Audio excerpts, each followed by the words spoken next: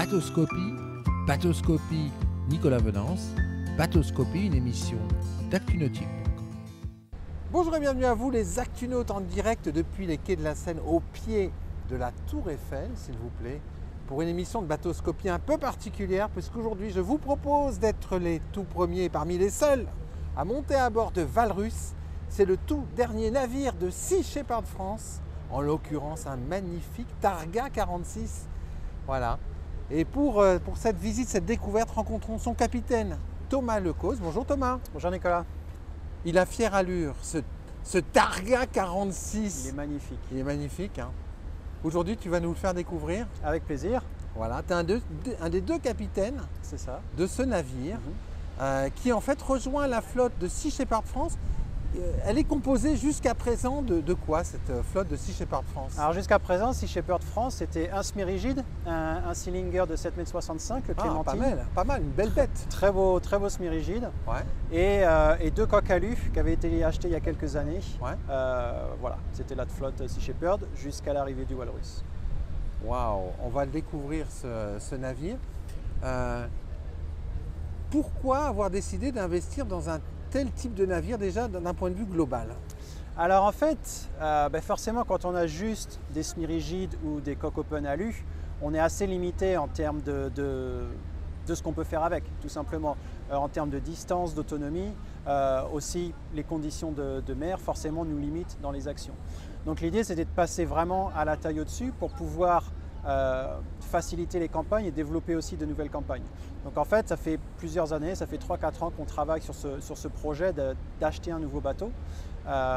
Et donc voilà, on a petit à petit créé un cahier des charges. Voilà, on a besoin de quoi, on veut faire quoi comme campagne, qu'est-ce qu'il y a sur le marché. Et c'est pas toujours évident de trouver un bateau qui corresponde à nos besoins, jusqu'à ce qu'on tombe sur Targa, donc notamment sur une vidéo sur votre site internet. On a découvert la fameuse marque.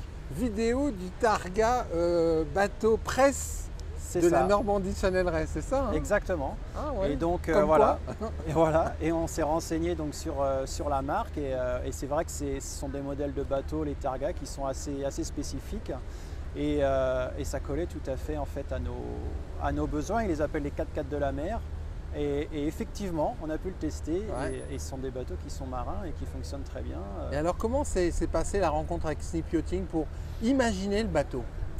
Alors en fait, ça a commencé donc, Snip Yachting c'est le seul importateur en France, donc voilà, on est rentré en contact avec eux.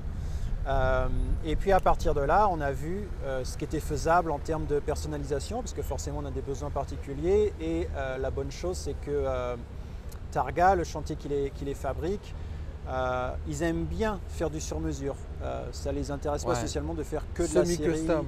Voilà, exactement. Donc on a pu vraiment customiser le bateau. On a rajouté des couchettes parce que c'est souvent des bateaux propriétaires. Ça, on va le découvrir. Avec double cabine, exactement. Donc on a fait pas mal de modifs. Et puis après, sur l'équipement, forcément, on l'a adapté en fonction de nos besoins. On l'a personnalisé pour que ça corresponde à nos campagnes. Tu nous le fais découvrir? Allez, c'est parti. Allez, voilà. C'est quand même pas tous les jours les Actunautes qu'on monte à bord d'un bateau de Sea Shepherd France. Regardez-moi ce marquage. Le marquage de coque, il est extraordinaire hein, quand même. Avec ce gel coat gris profond et avec tout le marquage qui est fait en quoi? C'est du vinyle. C'est du vinyle, c'est du sticker. Comme sur les bateaux de course. Comme sur les bateaux de course. Alors ce qui est incroyable, c'est ce bateau, en fait, il va servir à quoi concrètement sur les zones d'intervention? Alors ce bateau, il va nous permettre de rester plusieurs jours en mer, ce qu'on ne pouvait pas faire avant avec les semi-rigides. Il va nous permettre de rester en mer quand les conditions météo ne sont pas idéales, ce qui paraît est difficile avec un semi-rigide. Donc en termes de confort, forcément pour l'équipage, c'est mieux. Mais surtout, ça va permettre de passer plus de temps en mer. Donc ça veut dire que, notamment pour les missions d'observation, on va pouvoir rester plus longtemps en mer. Donc on va augmenter l'efficacité. C'était toute l'idée derrière ce projet. Avec beaucoup de confort parce qu'on voit ici ce cockpit qui est bien protégé par la casquette de roof et puis le bimini arrière et qui est bien sécurisé aussi par les balcons en teck et les passes avant, permettent en fait de se déplacer à bord confortablement en toute sécurité. Et puis si on doit accéder à l'annexe, on a la plateforme de bain arrière avec un accès central et son double portillon inox. Voilà, et puis tout ce qu'il faut pour tenir l'annexe. Donc là c'est le confort, et la sécurité. Voilà, tout à fait. C'est un bateau, c'est pas un bateau qui va rester au port, c'est un bateau qui va naviguer beaucoup. Ouais. On a un gros programme, on a un programme bien chargé pour lui. Ça, on en parlera à la fin du programme. D'accord. Et bien donc c'est pour ça qu'on a, voilà, on a ce bateau qui est très marin, qui est très stable aussi. Et donc grâce à ça, on va pouvoir Très mener nos stable équipes. parce qu'il y a un seakeeper à bord. Voilà, il y a un système seakeeper, exactement. qui permet, j'imagine, de prendre de belles vidéos au large quand les bateaux autour roulent et tangent dans tous les sens. Exactement. Le Targa, lui, il sera fixe, Plus stable. beaucoup plus stable. Alors on parlait de facilité de déplacement, bon, on le voit ici. Alors très agréable, hein, Le pont en TBS. Ouais. le pont en TBS qui est antidérapant et qui est très agréable à la marche. Ces passes avant profonds et sécurisés qui permettent de tourner autour du bateau, plan de pont type walk-around, voilà, pour gagner en fait la proue. Et là effectivement, quand vous serez avec des journalistes, des caméramans, Ouais. des créateurs d'images, ben là ça va être très simple en fait. Exactement, il y a plusieurs endroits pour le bateau. Bon, toute la partie avant, là sur l'étrave, pareil avec des rails très très hauts, donc c'est sécurisé, ça va permettre aux caméramans de se positionner facilement. Et il y a aussi le flybridge, Allez, qui est un superbe point d'observation en hauteur. alors le flybridge justement, qui va permettre de prendre des images en hauteur pour avoir une vue plongeante sur les scènes d'observation. Toujours la sécurité avec ces mains courantes très hautes, hein, qui arrivent au niveau de la taille. Et puis aussi la capacité à barrer, à piloter le bateau depuis ce flybridge. Exactement, donc on a un poste de commande déporté sur le flybridge. Ouais. Comme ça on a deux options et c'est vrai que d'ici du flybridge on a une vue périphérique sur le bateau et c'est donc un superbe... on a un bon point de vue aussi pour observer les animaux marins, que ce soit les oiseaux mais aussi les mammifères. Voilà, là c'est pas des animaux marins, mais presque. Voilà, ils sont sur la Seine, ceux-là, mais on comprend le principe de la vue plongeante. Exactement. Et ce qui est intéressant avec le Seakeeper, c'est le stabilisateur gyroscopique, Voilà. c'est que quand on est sur ce fly, il y aura très peu de mouvement du bateau en fait. Ça pour fait une l'image. grosse différence. En fait, le Seakeeper permet de considérablement réduire le roulis. Ouais. Ça agit pas sur le tangage, mais ça agit sur le roulis. Et notamment sur le flybridge où tout est amplifié, Ouais, ça fait ça une roule grosse beaucoup. différence. Ouais. Ouais. Allons découvrir l'intérieur parce que l'intérieur, c'est le confort et c'est la sécurité pour des missions hauturières qui peuvent être un peu agitées. Et là, en fait, le plan d'aménagement, je crois que vous aviez été séduit par cette capacité à installer une régie à bord, par exemple.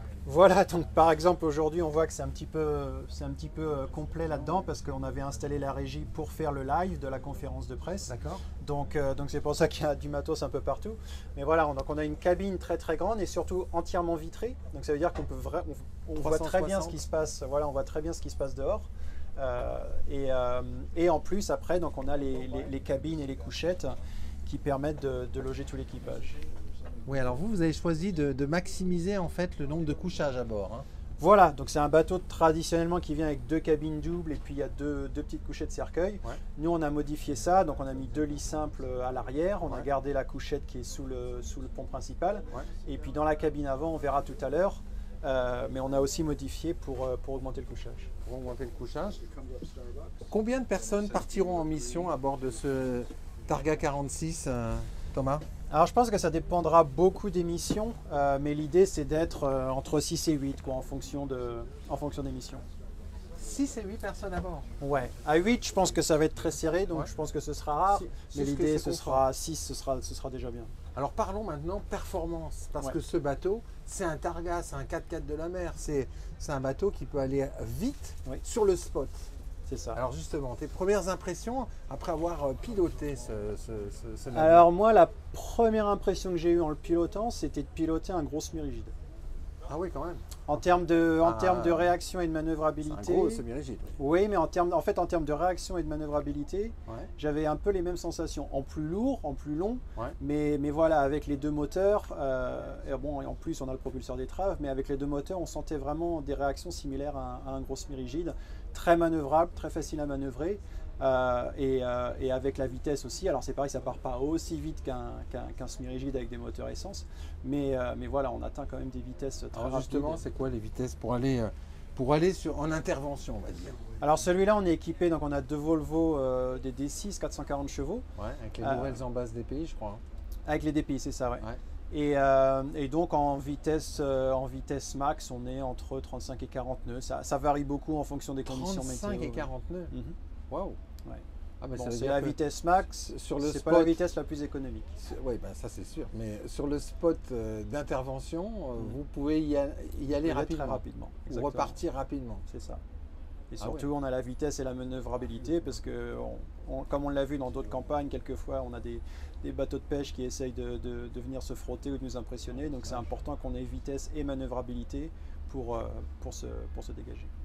Alors, ce bateau, il a été financé par un don, en fait. C'est ça. Raconte-nous ça, parce que ça, c'est extraordinaire. Alors, en fait, comme tous les ans, il y a cet événement qui s'appelle Z-Event. Ouais. Donc, en fait, ce sont des gamers, des joueurs informatiques. Et donc, c'est quelque chose de caritatif. Donc, ils récoltent des dons dans cette communauté de joueurs. Ouais. Et cette année, ils ont récolté plus de 10 millions d'euros qui ont 10 millions d'euros. Ouais, et ça a été réparti entre 4 associations. Et donc, vous Dont avez Sea récupéré Shepherd France. 2,5 millions pour Sea Shepherd France, C'est ça. Et c'est ce qui a permis de financer ce bateau. ce bateau. Alors, les missions, ce n'est pas des missions de confrontation, on a bien compris. Hein. Bah, ça reste un bateau en fibre de verre, donc on peut pas. Voilà, il y a Ouais. des limitations techniques. Voilà. Mais après, il va aussi y avoir beaucoup de missions en partenariat avec la Fondation Paul Watson, qui eux ont un Ouais. navire plus gros, Ouais. en acier de 72 mètres. Et donc voilà, avec ces deux bateaux, ça va donner plus de flexibilité aussi pour les campagnes. Voilà. Ta première campagne, la première campagne sur laquelle va être engagé Valrus, c'est quoi? Alors la première vraie campagne du Walrus, ça va être au mois de novembre dans la Manche. Et alors, c'est une campagne qui a trait à quoi?